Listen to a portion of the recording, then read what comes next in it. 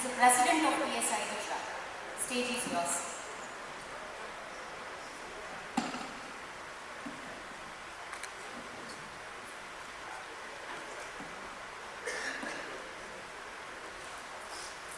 Good afternoon, everyone. I know there is a lot of time constraint. First of all, I thank you to the organizers of this conference, and I congratulate the team Navsari for a wonderful event. This topic actually I was given by Dr. Diwan. Thanks to Dr. Diwan also. Due to time constraints, I know that I have to move a little fast.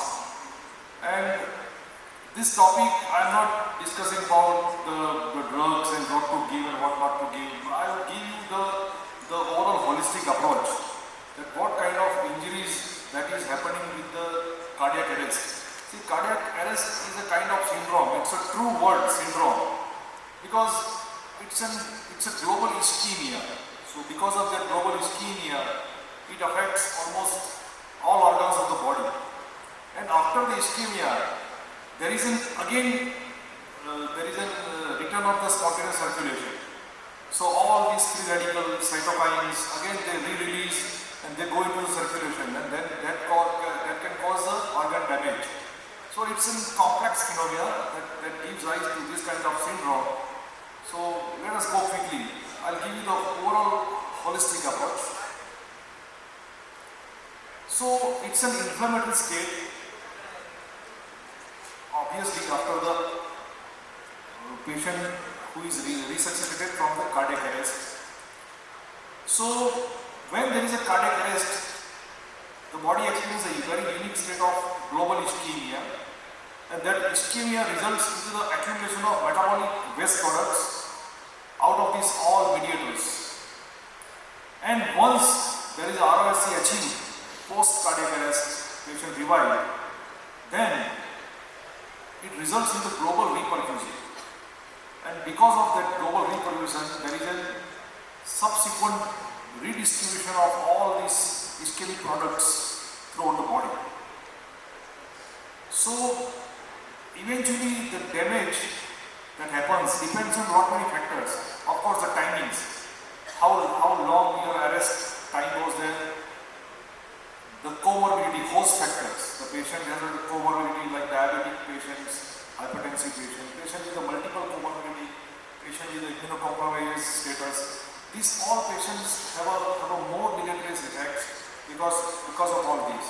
So we need to understand these basic things.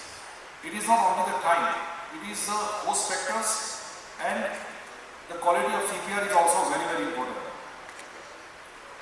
So as we know that it is a body that go into the state of ischemia, and predominantly ischemic products will go into the circulation. So there are three overlapping mechanisms if we go into the details. First, there is a mitochondrial damage if we look at the cellular damage. Second, there is an endothelial activation that cause a reactive oxygen species which initiate actually this systemic inflammatory response. All these oxygen-free radicals that can cause damage, that can cause endothelial injuries. And thirdly, as the reperfusion initiates, it can cause all the cytokines and complement activation that release into the body, and that can cause edema and organ damage. So, unlike the other cause of this ischemia reperfusion injury, in this post-cardiac arrest syndrome, it affects globally. So it can cause a global organ damage. So if we look at the pathophysiology at large, then it affects brain, it affects heart, it has a systemic ischemia or reperfusion response, and there is a persistent precipitating pathology. So we have to look it into this fashion. Whenever we see patients who are in cardiac arrest, we just revive and send it to the ICU, rather than worrying about that what exactly happening to the patient. And initially we just thought that, okay, maintain the hemodynamics. But then after 2 days, when we see that patient has an ARDS, patient has severe lung injury, then we thought, why the patient has ARDS? Is that patient has aspiration? Then we thought, alright, this patient, why the patient has aspiration? So that we need to understand that what is the syndrome is. So brain injury, obviously we know that there is an impaired autoregulation. It can cause, there is an reperfusion, cerebral edema. You have a significant neurodegeneration and clinical manifestation in so many various ways. Like patient has seizures, myoclonus, coma, cognitive dysfunctions. Patient even brain dead. If there is a prolonged time when we have seen the patient has a brain dead. Potential treatments, we know that there is a therapeutic hypothermia, early optimization of hemodynamics, airway obviously is a mainstay of treatment. So if we look at the treatment part, it is organ support and temperature management, nothing else. No specific treatment. It's organ support and temperature control or therapeutic hypothermia. But we need to understand that what are the preventive aspects, what are the precipitating cause, and what are the degree of organ damage by knowing the exact pathophysiology. Again, post-cardiac myocardial dysfunction. So the pathophysiology is by two means. First is primary pathology. Patient has cardiac arrest because of heart attack. That is the first thing. And secondary cardiac damage because of cardiac arrest. So after cardiac arrest, patient has myocardial dysfunction. These two are different things. So that we need to understand. And obviously clinical manifestation, we know that persistent hypertension, arrhythmias, cardiovascular collapse, all these low perfusion status, we know how to deal with it. If the primary pathology is cardiac, obviously early revascularization is a treatment, and all this treatment is supported. Systemic ischemic reperfusion response, this is very important, as practically it is a SIRS. So that what kind of syndrome we see in the sepsis. So in absence of infection, all these features you can find in post-cardiac arrest syndrome. Believe me, all these features. So there is an impaired vasoregulations, there is a coagulopathy, patient may have a DIC, there is adrenal suppression. You have a global hypoperfusion. So all these symptoms and signs related to global hypoperfusion exist. So you have a very irrational hypoglycemia or hyperglycemia, you have a pyrexia, you have a multi-organ failure, you have a secondary infection, you have aspiration, so many things. And obviously the treatment is treatment of cause in addition to optimization of your hemodynamics and temperature control. Persistent precipitating pathology. As we know, what is the cause for this cardiac arrest, that we have to identify. So you have to work simultaneously. While doing CPR, you have to think about what is the reason for this CPR, what are the causes of CPR.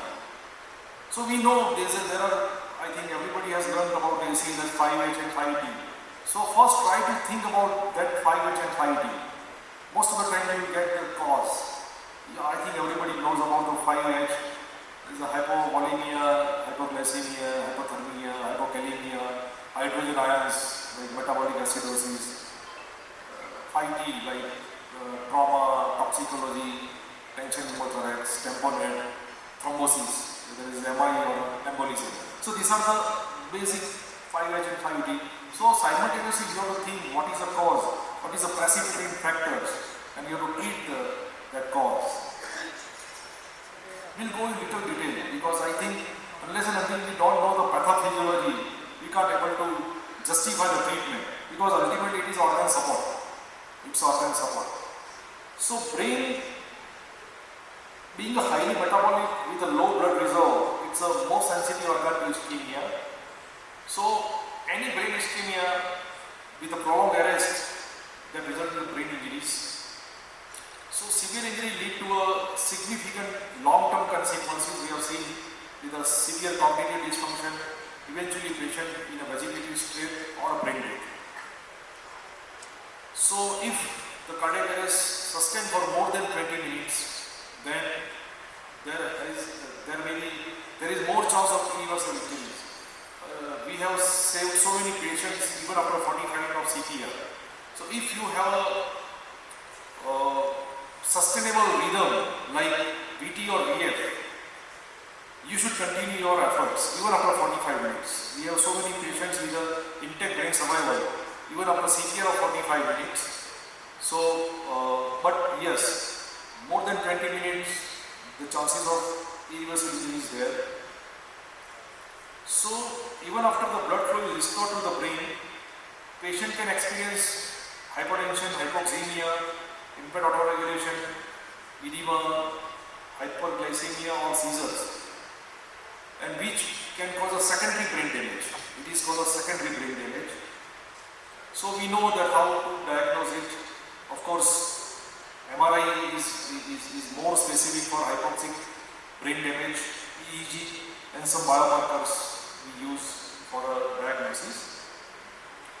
For out of hospital cardiac arrest, brain injury is the most common cause for death. So the in-hospital cardiac arrest has a higher chance of survival with the intact brain. Second is heart, is the most sensitive organ after brain. So as I discussed, what is the primary pathology? It is a coronary, ultimately the potential myocardial infarction with the complication will be there. If it is a non-coronary, then also you have a myocardial dysfunction, and that leads to severe complication related to heart like hypertension, dysarrhythmias, and low perfusion status. Unlike brain tissues, evidence suggests that myocardial injury is generally transient. If it is not a primary cause, then the secondary myocardial dysfunction is transient, and mostly it recovers within 72 hours. Though full recovery takes times, but usually myocardial dysfunction will recover. That's a good sign. Lungs is a very important part. It's still susceptible. See, with a CPR, usually oxygenation is not an issue. So that's why the guideline now emphasizes more on pulse, compression only life support. They are not focusing on lungs because there is enough efficiency, enough oxygen reserves. So oxygenation is not a problem. So what is the problem? Problem is with the perfusion. So because of this perfusion, there is an impaired gradients, impaired VQ mismatch. So because of that VQ mismatch, there is a more dead space. So if you do a EBG of a patient who just survived out of cardiac arrest and your CO2 is high. So your CO2 is high not because the patient is hypoventilating. This CO2 is high because there is a low perfusion. Because there is no blood to perfuse. So don't hyperventilate this patient. Just continue with the normal ventilation. This is very important. If you hyperventilate this patient, what will happen? Along with hyperventilation, once the perfusion again restored, you have eventually alkalosis, and that alkalosis leads to hypokalemia, and it increases the risk of arrhythmias, and eventually patient has again hypotension and consequences. So don't hyperventilate. The oxygen which is accumulating in alveoli that encourages the free oxygen radicals production, that leads to pulmonary damage. So this pulmonary specific damage together with the systemic inflammation causing acute respiratory distress syndrome in almost 50% patients who survive more than 48 hours. So this is a syndrome. It is ARDS. You can call it a non-pulmonary ARDS. So you have to take care. You have to treat all post-cardiac arrest patient as a potential ARDS patient. So you have to ventilate as per the ARDS. This is very, very important step. You have to give low tender volume, high rate, optimize PM, keep your paper pressure less than 30. This is very important. Lung complications such as pulmonary confusion and pulmonary edema also results from a CPR and left ventricular dysfunction. See, lung confusion is also very common because somebody has done a very aggressive CPR, cardiac massage. So that can cause a rib confusion, right? Rib fracture, that can cause a lung confusion. So there is secondary lung damage. Then patient has a pulmonary edema secondary to myocardial dysfunction. So primary and secondary both cardiac cause can cause secondary pulmonary edema. So this also attributed to the lung damage. Finally, pneumonia is a common pulmonary complication due to multifactorial mechanism, including loss of airway protection, aspiration, emergency intubation and mechanical ventilation. See, when you intubate, there is a chance that patient may have aspirated at that time, right? Once you do CPR with a bag mask initially, the chances of regurgitation is there. So there is all high chance that patient may develop pneumonia. So these are fatal pulmonary complications post cardiac arrest that we have to anticipate. Unfortunately, we just anticipate cardiac and brain. We don't anticipate any other complications. The kidney are the third most sensitive organ to ischemia. Right? For prolonged renal ischemia can lead to AKI in almost 40% of patients. And if the patient is undergone for angiography, because 30-40% patient has a primary cardiac cause, eventually they have to go for angiography. So the dye-induced nephropathy is a very, very common. So eventually these patients, there is a high chance that they will lead to, they will undergo for dialysis. And this patient, because of the consequences of arrest, now you know, because of the cytokine release, because of the free oxygen radical damage, the risk of acid release and electrolyte disturbance is very high. So all these ischemic products can also produce acidosis, and this eventually leads to worse outcome. So these all things you have to keep in mind. Liver, again, 50% of all these patients present with acute liver failure. However, only 10% has a severe ischemic hepatitis. Development of hypoxic hepatitis predict poor ACS outcome. However, acute liver failure similar to AKI is not necessarily associated with poor outcome. So basically, AKI and ALI, acute liver injuries, they are the consequences of ECAS. So if you maintain the good hemodynamics in the longer run, it will not produce a bad outcome. Coagulation. Again, these six are the most cardinal organ damage. So that's why we need to understand these things. That we do this SOFA score, sequential organ dysfunction assessment. So this is very important part of that. So coagulation, again, it is associated with the prothrombotic coagulability. The ischemia reperfusion injury promotes damage-associated molecular patterns, DAMPs, which encourage pro-inflammatory cytokine circulation, which induces a pro-coagulopathic state. So there is a multiple activation of all these pro-coagulopathic factors like 5, 6, 8 and 9 that leads to thrombin burst. So because of this thrombin burst and decreased activity of protein C and protein S, all this leads to there is an increased thrombogenic activity. In addition, there is a hypofibrinolysis because of there is increased tissue plasminism activities that results into DIC. Right? And because of the DIC, there is increased thrombin activities, there is a platelet aggregation. And platelet aggregation, usually more than 50% patient has a thrombocytopenia. Don't treat that. It is a reflection of severity of the disease. Don't treat that thrombocytopenia. Right? You have to treat, you have to just focus on your hemodynamics and organ support.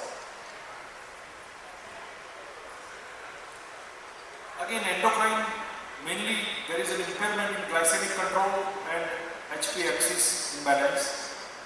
Right? Blood glucose, again, hyperglycemia is usually very significant in diabetic patient. Of course, in a non-diabetic patient also you have a high sugar. This is usually related to elevated cortisol level because of the patient is just having a reperfusion started post cardiac arrest. Patient is on a high vasopressor support, so you have a more symptomatic activities. There is an increased cortisol level, and there is an increased surge of all these catecholamines and cytokines, resulting hyperglycemia. And blood glucose are associated with the poor outcomes in two shapes. So there is a U-shaped, either hypoglycemia or hyperglycemia, both are detrimental. There will be the poor outcomes. So again, low cortisol level is also associated with the poor outcomes. You have a less vasopressors, you have a ischemic adrenal insufficiency. So these are the deleterious effects. So as I told you, you have to think this post-cardiac arrest as a holistic thing. It is not only heart and brain. So management again, as we know initially, we have to just manage the airways and hemodynamics, right? Obtain the 12 ECG. If there is a ST elevation MI, obviously you have to treat first. You have to go for urgent PAMI, percutaneous cardiac intervention, angioplasty, and with the organ support, you have to do. Of course, you have to put a patient on the ventilator and you have to maintain the hemodynamics. These are the mainstay. The cardinal treatment for post-cardiac is targeted temperature control management and organ support. Right? These are the monitoring options. Right? These are the things. Obviously, you have to monitor. Apart from the routine monitor, echo and cardiac output monitoring, and CT, MRI and EEG. As I am discussing, the targeted temperature management is very important because it directly targets the systemic nature of the pathophysiological inflammatory and metabolic process. I'll just take a 2 minutes. So, there are good data that if you maintain the hypothermia, it reduces the overall metabolic process, it slows down the metabolic process, it reduces the cytokine release, and it reduces the secondary damage. So it is a very, very important parameter. Very important measure. So to maintain the temperature between 32 to 36 degrees for first 48 hours. Again, the organ support, as we discussed, that these are the common supportive treatments that we need to do for a brain. Your optimization of hemodynamics, ventilator management, oxygenation. You have to maintain your carbon dioxide between 32 to 36 centimeter of H2O, proper glucose control. For a cardiovascular, obviously PCI is the first treatment. After PCI, the second is optimization of hemodynamics, vasopressors, proper use of entry techniques. It requires the blood transfusion. For a pulmonary, obviously we know that we need to treat as a ARDS. Renal, if required dialysis, obviously acid phase and electrolyte management. Coagulopathy, we have to take care. And endocrine, glucocorticoids, and if required, steroid supports. Future, there are so many good data that you can use the targeted temperature management in a more optimum way. The use of immunosuppressive drugs like tocilizumab, the use of cytoprotective perfusions, and use of cerebral tissue oxygen extraction fractions. Even ECMO you can use. Now there are good data that you can use ECMO for a patient in a PCAS. And thank you very much.